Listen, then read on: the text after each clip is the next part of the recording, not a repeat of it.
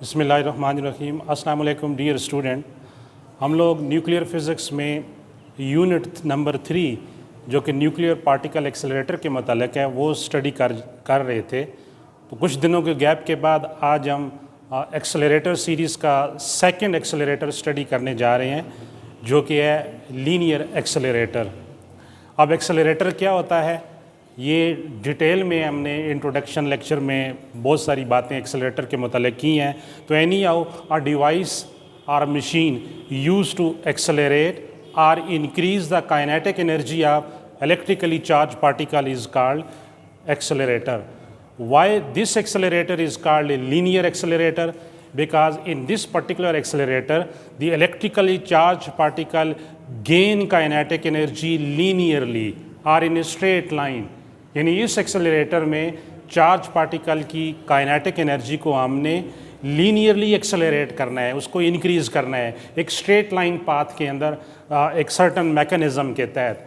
तो ये जो एक्सेलरेटर है फर्स्ट टाइम यूएसए के अंदर स्टैनफोर्ड यूनिवर्सिटी में डॉक्टर विलियम डब्ल्यू हैंसन ने इन्वेंट किया था 1945 में। यानी 1945 में यूएसए के अंदर स्टैनफोर्ड यूनिवर्सिटी में डॉक्टर विलियम डब्ल्यू हैंसन ने ये फर्स्ट एक्सेलरेटर जो पार्टिकल को लीनियरली एक्सेलरेट करता है या उसकी काइनेटिक एनर्जी को इंक्रीज़ करता है ये इन्वेंट किया। और उसकी लेंथ जो है फ्यू किलोमीटर थी, फ्यू किलोमीटर। तो ये एंड ऑफ द लेक्चर पता चलेगा कि यही जो लेंथ है इसकी फ्यू किलोमीटर, इस वजह से इसके अंदर एक बड़ा स्फीयर किस्म का ड्रॉबैक आता है जिसकी वजह से हमें अपडेटेड वर्जन की तरफ यानी इससे आगे वाले एक्सेलरेटर की तरफ जाना पड़ता है। अब इसके प्रिंसिपल की तरफ आते हैं कि इसका प्रिंसिपल क्या होगा। इसकी प्रिंसिपल में हम चार्ज पार्टिकल को एक्सेलरेट करेंगे linearly by using oscillating electric field. यानी in this particular accelerator electrically charge particle gain kinetic energy linearly by use of an oscillating electric field. Oscillating electric field को utilize करके particle को आपने straight line में क्या करना है, accelerate करना है। कंस्ट्रक्शन क्या है, कंस्ट्रक्शन में गौर से देखें। ये हमारे पास एक डिस्चार्ज ट्यूब है, ग्लास की हो सकती है या ग्लास के अलावा मेटल ट्यूब भी हो सकती है। इस ग्लास ट्यूब के अंदर से वैक्यूम पंप के ज़रिए मीडियम जो है या एयर जो है उसको निकाल दिया गया है, यानी वैक्यूम क्रिएट किया गया है। There is no medium inside the tube. अब इस ट्यूब के अंदर ये जो C1, C2, C3 up to C5 है ये कोएक्सियल हालो ट्यूब है इंक्रीजिंग लेंथ की। यानी हमने मेटल्स की बनी हुई मेटल ट्यूब जो है इंक्रीजिंग लेंथ के साथ इस वैक्यूम ट्यूब के अंदर जो मेन ट्यूब थी उसके अंदर इंसर्ट कर दी हैं। इनका आर्डर इस तरह है कि C1 की लेंथ कम है, C2 की लेंथ C1 से ग्रेटर है और C3 की लेंथ C2 से ग्रेटर है और C4 C3 से और इसी तरह C5 C4 से ग्रेटर है। ये मैं बताऊंगा कि ये क्यों किया गया है। कोएक्सियल ट्यूब इसलिए है कि इन सब का सेंटर जो है वो कॉमन है। अब यहाँ पर आयन सोर्स है स्टार्ट में जहाँ से पॉजिटिवली आयन प्रोड्यूस्ड होगा, क्योंकि लीनियर एक्सेलरेटर में हम जनरली प्रोटॉन, अल्फा पार्टिकल या किसी भी लाइट एलिमेंट का जो पॉजिटिव आयन है उसको एक्सेलरेट करते हैं। इलेक्ट्रॉन भी एक्सेलरेट होता है लेकिन इलेक्ट्रॉन को एक्सेलरेट करने में एक ड्रॉबैक सामने आ रहा है। वो एंड ऑफ द लेक्चर हम एक्सप्लेन करेंगे कि इलेक्ट्रॉन के लिए ये सूटेबल चॉइस नहीं है। किसी भी इलेक्ट्रिकली पॉजिटिवली चार्ज पार्टिकल के लिए linear accelerator most favourable choice है या ऑप्शन है। तो ये पॉजिटिवली आयन सोर्स हो गया, यहाँ से पॉजिटिवली आयन प्रोड्यूस्ड होगा और आगे स्लिट है। स्लिट जो है इन पॉजिटिवली आयन को कोलिमेट करती है, यानी एक स्ट्रेट लाइन में कन्फाइन करती है और आगे फिर हालो ट्यूब के अंदर ये एंटर हो जाएगा। अब इन तमाम हालो ट्यूब्स को आप देखें कि जो आड नंबर ऑफ ट्यूब्स हैं C1, C3 और C5 इनको रेडियो फ्रीक्वेंसी ऑसिलेटर के नेगेटिव टर्मिनल से अटैच किया गया है और जो इवन ट्यूब हैं C2, C4 और आगे C6 भी आएगी, इसी तरह C8 भी आएगा। ये बहुत सी ट्यूब्स हैं, इनको रेडियो फ्रीक्वेंसी ऑसिलेटर के पॉजिटिव टर्मिनल से अटैच किया गया है। यानी रेडियो फ्रीक्वेंसी ऑसिलेटर जो है इसकी जो पोलैरिटी है, जो इसका जो पोटेंशियल है वो चेंज होगा। ऑसिलेटिंग पोटेंशियल है ये, डीसी सोर्स नहीं है, टाइम वेरिइंग इलेक्ट्रिक फील्ड डेवलप होगी, तो एसी सोर्स है, इसी वजह से इसका पोटेंशियल जो है विद इन द ट्यूब वो चेंज होता रहेगा। अब ये तो इसकी होगी कंस्ट्रक्शन। वर्किंग की तरफ आती हैं, तो पॉइंट को समझना है ज़रा। लेट हमारे पास आयन सोर्स से एक पॉजिटिवली चार्ज आयन प्रोड्यूस्ड हुआ, प्रोटॉन प्रोड्यूस्ड हो गया। जिस वक्त पॉजिटिवली चार्ज आयन से प्रोटॉन प्रोड्यूस्ड होगा तो C1 जो ट्यूब है, जिसको मैंने A नाम दिया है, इसका पोटेंशियल नेगेटिव है, तो ये अट्रैक्ट होगा पॉजिटिवली आयन सोर्स। जो ही ये अट्रैक्ट होगा C1 के अंदर एंटर होगा। याद रख लो ये मेटल्स की ट्यूब है और inside the metal electric field zero होती है, यानी जितनी भी इंक्रीजिंग लेंथ वाली सिलेंड्रिकल ट्यूब हैं इनके इनसाइड इलेक्ट्रिक फील्ड जीरो है। तो पार्टिकल आपका ट्यूब के इनसाइड एक्सेलरेट नहीं होगा, हर दो ट्यूब के दरमियान जो गैप है गैप में एक्सेलरेट होगा और काइनेटिक एनर्जी गेन करेगा। तो पॉजिटिवली आयन C1 में से मूव करता है। जिस वक्त ये C1 को क्रॉस करेगा, यानी इससे मर्ज आउट बाहर होके आएगा, उस वक्त polarity of the radio frequency AC oscillator की चेंज हो जाएगी, यानी पोलैरिटी चेंज हो जाएगी। तो पोलैरिटी क्यों चेंज होगी, पोलैरिटी कितने टाइम बाद चेंज होती है। एसी सिग्नल को देखें, ये हमारे पास एक फुल साइकिल है एसी का, तो आफ्टर हाफ साइकिल यानी T/2 डिस्टेंस के बाद, T/2 टाइम कंज्यूम करने के बाद एसी सोर्स की पोलैरिटी क्या हो जाती है, चेंज हो जाती है। नेगेटिव साइकिल पॉजिटिव और पॉजिटिव साइकिल नेगेटिव साइकिल में कन्वर्ट हो जाता है। तो जो टाइम कंज्यूम किया पॉजिटिवली इलेक्ट्रिकली चार्ज पार्टिकल ने ट्यूब C1 के अंदर, यानी फर्स्ट हालो ट्यूब के अंदर जो टाइम कंज्यूम किया वो कितना है उसका, it is equal to the time half of the time taken by AC source. ये बहुत ही इंपॉर्टेंट पॉइंट है इस सारे एक्सेलरेटर के अंदर।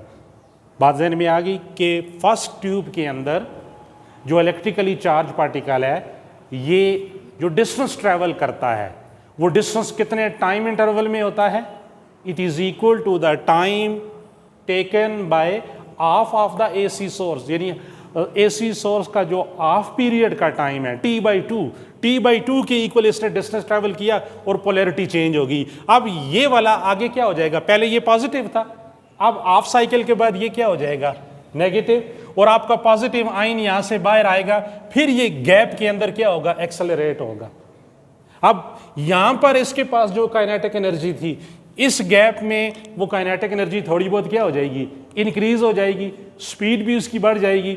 अब जब स्पीड बढ़ेगी, एसी सोर्स का टाइम तो सेम है, वो तो लेट्स सपोज 1 सेकेंड है, सपोजिशन हम लेते हैं कि 1 सेकेंड है, 1 सेकेंड बाद एसी की पोलैरिटी चेंज होती है। तो यहाँ पर इसने डिस्टेंस कम ट्रैवल किया, अब ये पॉजिटिवली आयन यहाँ एंटर हुआ, पोटेंशियल चेंज हो गया, ये नेगेटिव हो गया। इंक्रीजिंग एनर्जी के साथ सेकेंड ट्यूब के अंदर ये डिस्टेंस ट्रैवल करेगा। जो ही ये C2 में आएगा फिर हाफ साइकिल गुजर जाएगा। अब जब हाफ साइकिल गुजरेगा, अब ये नेगेटिव थी, अब ये नेगेटिव थी, आगे वाली नेगेटिव हो जाएगी और ये पॉजिटिव हो जाएगी। अब ये नेगेटिव हो जाएगी, तो इस तरह फिर ये जो पॉजिटिवली आयन है इस गैप के अंदर फिर क्या होगा, एक्सेलरेट होगा। अब उसकी काइनेटिक एनर्जी क्या हो रही है, इंक्रीज हो रही है। अब इंक्रीज काइनेटिक एनर्जी है तो नेक्स्ट ट्यूब की लेंथ को क्या होना चाहिए, ज़्यादा होना चाहिए। इसीलिए हमने आर्डर जो रखा हुआ है वो कौन सा है, इंक्रीजिंग लेंथ का। मैंने स्टार्ट में कहा था ना कि हर आने वाला कोएक्सियल सिलेंडर जो है प्रीवियस की लेंथ की निस्बत क्या है, ग्रेटर लेंथ का है। वो क्यों कि हर इंडिविजुअल, हर दो गैप के दरमियान आपका इलेक्ट्रिकली चार्ज पार्टिकल क्या हो रहा है, एक्सेलरेट हो रहा है, और उसकी काइनेटिक एनर्जी क्या हो रही है, इंक्रीज हो रही है। तो इस तरह हर एक गैप में याद रख लें, चार्ज पार्टिकल की काइनेटिक एनर्जी इंक्रीज होगी, एक्सेलरेट भी होगा, लेकिन विद इन द ट्यूब वो कांस्टेंट स्पीड से मूव करेगा, क्योंकि with in the tube electric field क्या चीज़ है, जीरो है। तो वो विद इन द ट्यूब नहीं एक्सेलरेट होगा, सिर्फ डिस्टेंस ज़्यादा ट्रैवल कर रहा है, लेकिन हर ट्यूब के अंदर जो उसका ट्रैवल डिस्टेंस होगा, उस ट्रैवल डिस्टेंस का जो टाइम है वो हाफ साइकिल ऑफ एसी के इक्वल होगा। तो इस तरह पार्टिकल एक्सेलरेट होता जाएगा लीनियरली। तो अब आपको इल्म हो गया कि why this accelerator is called linear accelerator, क्योंकि इसमें हमने चार्ज पार्टिकल को पाथ को कन्फाइन कर दिया है, रिस्ट्रिक्ट कर दिया है स्ट्रेट लाइन में, तो इस तरह ये फ्यू किलोमीटर तक एक्सेलरेट होता रहेगा। दैट इज़ वाई कि लीनियर एक्सेलरेटर का जो स्फीयर ड्रॉबैक है कि इसकी जो लेंथ है वो बहुत ग्रेटर है, और लेंथ ग्रेटर होने के लिए आपको नंबर ऑफ पावर सोर्सेज भी चाहिए होती हैं, क्योंकि बहुत ज़्यादा तो ये कॉस्टली बन जाता है। स्टैनफोर्ड यूनिवर्सिटी के अंदर ये इंस्टॉल किया गया था जब, तो मेरे ख्याल में इसकी लेंथ 15 किलोमीटर तक रखी गई थी। तो आप सोच नहीं सकते हैं कि ये कितनी बड़ी लेंथ है जो है पार्टिकल को एक्सेलरेट करने के लिए। तो ये तो इसकी होगी वर्किंग। अब इसकी थोड़ी सी डेरिवेशन है, उस डेरिवेशन की तरफ आते हैं कि डेरिवेशन क्या होगी। हम सिंपल इक्वेशन यूज़ करेंगे S इक्वल टू VT, क्योंकि मेरे पास जो इस हालो डिस्चार्ज ट्यूब के अंदर जो ग्लास की है, जो कोएक्सियल सिलेंडर्स हैं, ये बहुत से हैं। तो मैंने n नंबर ऑफ सिलेंडर्स के लिए कैलकुलेशन करनी है कि let's suppose that there are n number of cylinders are inserted inside the tube by increasing length order. तो first L is equal to VT of S की जगह आ जाएगा Ln, बेस में n, क्योंकि length of the nth electrodes या nth tube के लिए हम लोग ये ले रहे हैं। तो Vn T ऑफ, क्योंकि मैंने कहा था कि हर हालो ट्यूब के अंदर जो टाइम है वो क्या है, हाफ साइकिल ऑफ AC है, तो T हाफ आ जाएगा। तो Ln Vn, तो इसे लिख दें T/2, ये T/2 हो जाएगा। अब Vn को लेंथ के नीचे डिवाइड कर दें, L डिवाइडेड बाई Vn 1/2, और T का रेसिप्रोकल नीचे क्या आ जाएगा, frequency of radio frequency oscillator. This is frequency of AC source, दूसरे लफ्ज़ों में आप यूं भी कह सकते हैं। तो यहाँ से लेंथ की वैल्यू निकालें, तो लेंथ ऑफ nth इलेक्ट्रोड्स या लेंथ ऑफ nth ट्यूब, इसको इलेक्ट्रोड्स भी कह सकते हैं और इसको ट्यूब भी कह सकते हैं। ये जो सिलेंड्रिकल ट्यूब मैंने इनसाइड बताई हुई है, तो Ln 1/2f और Vn नीचे वाला इधर आके मल्टीप्लाई हो जाएगा। This is your equation 4। अब हमें Vn की वैल्यू चाहिए, तो Vn की वैल्यूज़ के लिए आपको इल्म है कि जब हम AC सोर्स अटैच करते हैं, इसका कोई पार्टिकुलर पोटेंशियल होगा, तो let V0 be the accelerating potential. तो जब एक्सेलरेटिंग पोटेंशियल आप अप्लाई कर दें इलेक्ट्रिकली चार्ज पार्टिकल को, तो एक इलेक्ट्रिक फील्ड डेवलप होती है, time varying oscillating electric field. तो उस इलेक्ट्रिक फील्ड की वजह से इलेक्ट्रिकल फोर्स एक्सर्ट होती है, और उस फोर्स की वजह से पार्टिकल क्या होता है, एक्सेलरेट होता है, उस पर वर्क डन होता है, and this work is appear in the form of kinetic energy. तो बहुत फेमस इक्वेशन है, gain in kinetic energy by electrically charge particle is equal to charge time accelerating potential QV0। तो इसी equation को, ये जो इक्वेशन 5 है, nth electrodes के लिए कैसे लिखेंगे, तो जस्ट आपने n को क्या करना है, मल्टीप्लाई करना है। तो kinetic energy n time Q into V0, ये तो होगी इक्वेशन 6। अब एक बड़ा फंडामेंटल क्वेश्चन है यहाँ पर कि आपका जो पॉजिटिवली चार्ज पार्टिकल था, प्रोटॉन या अल्फा पार्टिकल था, जब सोर्स से एमिट हुआ, तो एमिट होने के बाद ट्यूब में जब एंटर होगा, तो ये जो बीच में रास्ता है, इस रास्ते में तो इसको कोई एनर्जी मिली है ना, इनिशियल काइनेटिक एनर्जी। यानी आयन सोर्स ने, लेट्स सपोज ये एक ओवन है, इस ओवन से इसका बहुत टेम्परेचर बहुत हाई है, हाई टेम्परेचर से वेपर्स फॉर्म में पॉजिटिवली आयन एक न्यूक्लियस बाहर आया है, तो वो सर्टन काइनेटिक एनर्जी लेके आएगा ना। तो यहाँ पर इनिशियल काइनेटिक एनर्जी यानी कुछ एनर्जी जो हमने इसकी प्रोडक्शन के वक्त इसको दी है, वो बीच में ऐड करनी पड़ेगी। तो अगर EI initial energy gain by positively electrically charge particle हो, तो फिर ये जो इक्वेशन 5 है या इक्वेशन 6 है, इसको कैसे लिखेंगे, total kinetic energy, this should be equal to EI plus NQV0। ये जो फैक्टर है, ये तो एक्सेलरेटिंग पोटेंशियल की वजह से है। गैप के दरमियान जब चार्ज पार्टिकल एक्सेलरेट हो रहा है, तो EI उसकी कौन सी एनर्जी होगी, the energy at which ion enters into the tube, कि जिस एनर्जी के साथ आयन क्या हुआ है, ट्यूब के अंदर एंटर हुआ है, ये वो वाली एनर्जी है। तो काइनेटिक एनर्जी को ओपन करें, हाफ mv² EI NQV0। तो यहाँ से V की वैल्यू निकालें, तो 2 मल्टीप्लाई हो जाएगा राइट साइड पे, और m नीचे डिवाइड हो जाएगा। तो लेफ्ट साइड पे देखें V² है, तो स्केयर ख़त्म करने के लिए रूट ले लें, तो Vn equal to 2 EI plus NQV0 by m, और ऊपर रूट आ जाएगा। This is your equation 7। तो मैंने जो इक्वेशन 4 बनाई थी, Ln कि nth इलेक्ट्रोड या nth ट्यूब की जो लेंथ है 1/2f इंटू Vn, तो Vn की वैल्यू चाहिए थी, वो मैंने निकाल ली इक्वेशन 7 में। तो अब इक्वेशन 7 को 4 में डाल दें, तो यूजिंग 7 इन 4, तो आप देखें तो ln 1/2f, ये इक्वेशन 4 में 1/2f, तो Vn की जगह 7, तो ये 7 की वैल्यूज़ आ जाएगी, Vn की वैल्यूज़। अब इसमें ये जो इक्वेशन है इसको C से मल्टीप्लाई भी करें और डिवाइड भी करें वेवलेंथ को लाने के लिए। ज़रा गौर करें, जब मैं इसको मल्टीप्लाई करूंगा तो 1 C से मल्टीप्लाई होकर C आ गया, और डिवाइड होने के बाद ये नीचे C आ गया।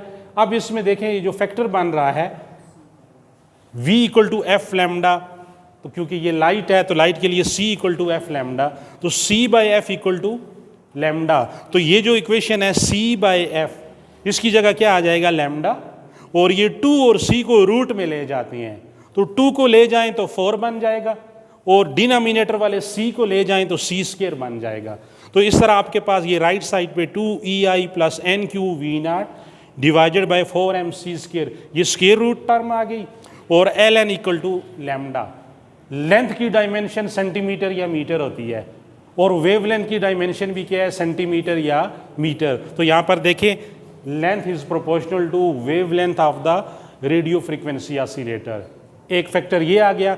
दूसरा फैक्टर मैंने अभी आपको कहा था ना कि जो हालो सिलेंडर है ये इंक्रीजिंग लेंथ के हैं, यानी पहला जो है इसकी लेंथ कम है, आगे वाले की लेंथ ज़्यादा है। तो ज़रा गौर से देखें, ln is proportional to square root of integer n के साथ क्या आ गया है, स्क्वायर रूट के साथ प्रोपोर्शनल आ रहा है ना। यानी जब फर्स्ट सिलेंडर होगा L1 तो ये 1 होगा, जब सेकंड सिलेंडर होगा L2 तो ये √2, थर्ड सिलेंडर होगा तो √3। तो इसकी लेंथ जो है वो रेशो दे रही है 1:√2, √3, √4। यूं n को बढ़ाते जाओगे लेंथ क्या होती जाएगी, बढ़ती जाएगी। जब लेंथ बढ़ेगी तो हर इंक्रीजिंग लेंथ में काइनेटिक एनर्जी भी क्या होगी, इंक्रीज होगी, और आपका पार्टिकल क्या होता रहेगा, एक्सेलरेट होता रहेगा। लेकिन वो टाइम क्या लेगा, टाइम उसका कितना होगा, half cycle of the AC. ये एक बड़ा की पॉइंट है। तो ये तो इसकी मैथमेटिक्स होगी। अब इसके कुछ एडवांटेजेस हैं कि लीनियर एक्सेलरेटर की मदद से प्रोटॉन, अल्फा पार्टिकल या अदर हैवियर आयन को up to 32 million electron volt energy तक एक्सेलरेट किया जा सकता है। 32 मिलियन इलेक्ट्रॉन वोल्ट एनर्जी तक। क्या इलेक्ट्रॉन को भी एक्सेलरेट कर सकते हैं? इलेक्ट्रॉन को भी एक्सेलरेट किया जा सकता है, लेकिन इलेक्ट्रॉन के केस में एक सीवियर डिसएडवांटेज आता है, और वो ये है कि जब हम इलेक्ट्रॉन को, क्योंकि उसका मास बहुत कम है, लाइटर पार्टिकल है, हम एक्सेलरेट करते हैं, electron few kinetic energy gain करने के बाद रिलेटिविस्टिक इफेक्ट ले लेता है, यानी रिलेटिविस्टिक इफेक्ट आड़े आ जाते हैं, जिसकी वजह से उसकी मास इंक्रीज हो जाती है। मास इंक्रीज हो गई तो वो आउट ऑफ फेज हो जाएगा, यानी जब वो ट्यूब के अंदर मूव करेगा तो वो पहले बाहर इमर्ज आउट हो जाएगा, और बाद में जाके half cycle of the AC, polarity of the AC source change होगी। इसे कहते हैं आउट ऑफ फेज। हमने इस तरह एडजस्टमेंट करनी है कि जो ही पार्टिकल आपका बाहर, यानी सिलेंडर के अंदर से बाहर इमर्ज आउट हो, गैप में पोलैरिटी चेंज हो जाए, आगे वाला नेगेटिव हो जाए और ये पॉजिटिव हो जाए, और इसको पुश मिले।